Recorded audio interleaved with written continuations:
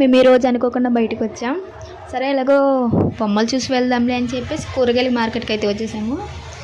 ఇక్కడ కూరగాయలతో విగ్రహాన్ని అలంకరించారు. ఎంత బాగుందంటే అసలు చూడడానికి 2 కళ్ళు సరిపోవట్లేదు. అలా కాసేపు అక్కడే చూసి తర్వాత రామకోటికి అయితే వెళ్ళాము. విగ్రహం కూడా చాలానే బాగుంది. ఈ విగ్రహాలు వీడియో తీద్దామంటే అస్సలు కుదరట్లేదు.